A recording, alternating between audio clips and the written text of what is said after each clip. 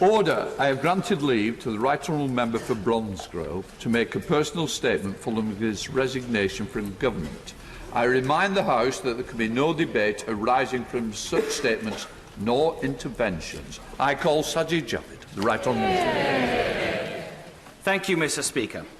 It has been 8 years since I last stood to speak as a backbencher, and it is a privilege to do so again.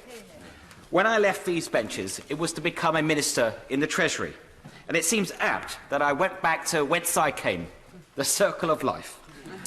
I'm very proud to represent the good people of Bromsgrove, and I will, of course, continue to do so. I will also continue to champion the causes that I believe in most, albeit from outside the government. I confess that I had hoped to have a little longer to make a difference from the inside.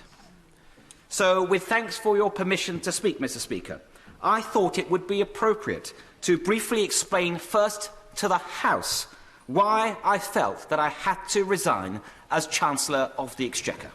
Now, when reflecting on the dynamic between number 10 and number 11, it is natural to look at past relationships.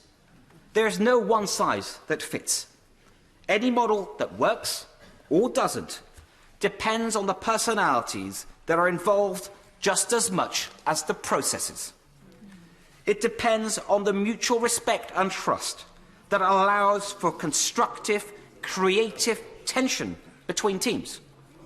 And it is that creative, that dynamic, that it has always been the case that advisers advise, ministers decide, and ministers decide on their advisers.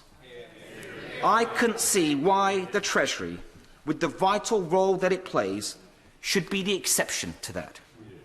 A Chancellor, like all Cabinet Ministers, has to be able to give candid advice to a Prime Minister, so he is speaking truth to power.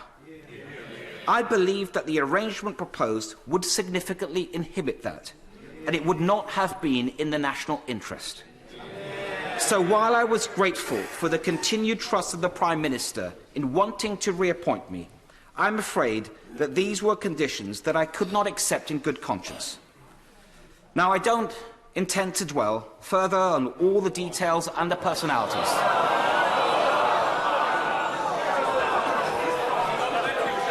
The comings and goings, if you will.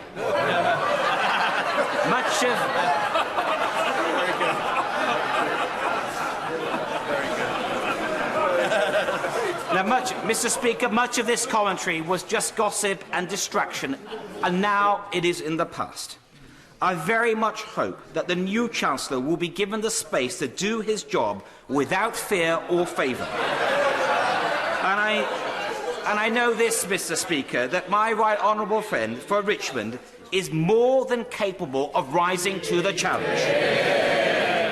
He worked for me as a local government minister and as Chief Secretary, and I could not have asked for a better working relationship.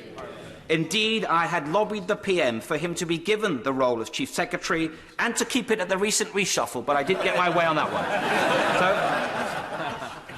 So, my right honourable friend, the Prime Minister, has won a huge mandate to transform our country, and already he is off to a great start, ending the parliamentary paralysis, defeating the radical left, getting Brexit done, a points-based immigration system, and an infrastructure revolution. Now, our party, our government, has a huge opportunity and a responsibility ahead. We need a resolute focus on long-term outcomes and delivery, not short-term headlines. The Treasury as an institution, as an economic ministry, should be the engine that drives this new agenda. And since last summer, it has done just that, from planning properly for Brexit to bringing in a generational step change in infrastructure investment, from rewriting the Green Book to better favour our regions, to long-term thinking on human capital and designing the blueprint for levelling up across our country. I'm incredibly proud of the scale and the speed of the work that has already been done. But the Treasury must also be allowed to play its role as a finance ministry with the strength and credibility that it requires. You see, I'm a proud, low-tax Conservative, and I always will be. Already, our tax burden is the highest it's been in 50 years. It is fair to say that not everyone at the centre of government always feels the pressure to balance the books. It was ever thus. But the Treasury has a job to do. It is the only tax-cutting ministry.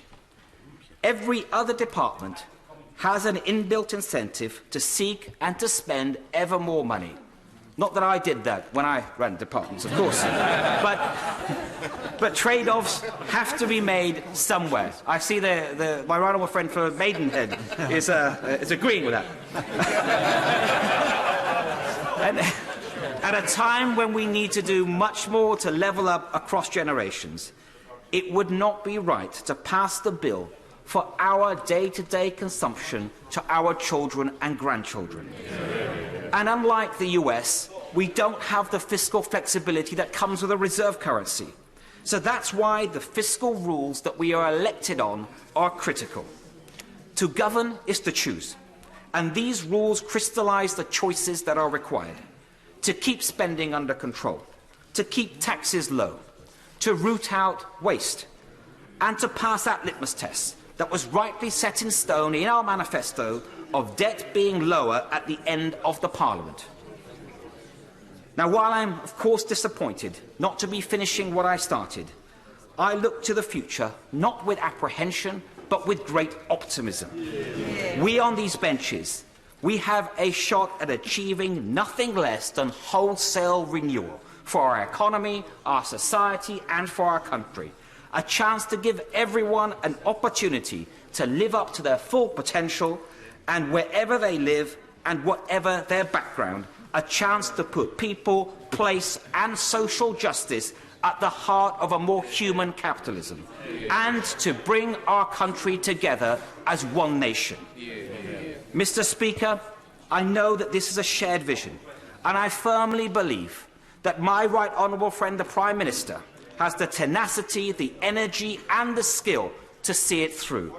I want to leave the House in no doubt that he has my full confidence and the government my full support to get it done.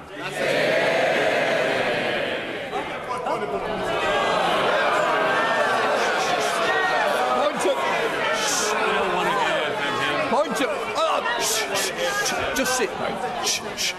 Point of order, Prime Minister. Mr. Speaker, would it be in order for me to thank my right honourable friend for the grace with which he has just spoken, for his immense service to this country in several departments, and to remind my right honourable friend that he has friends and admirers on all sides of this House of Commons.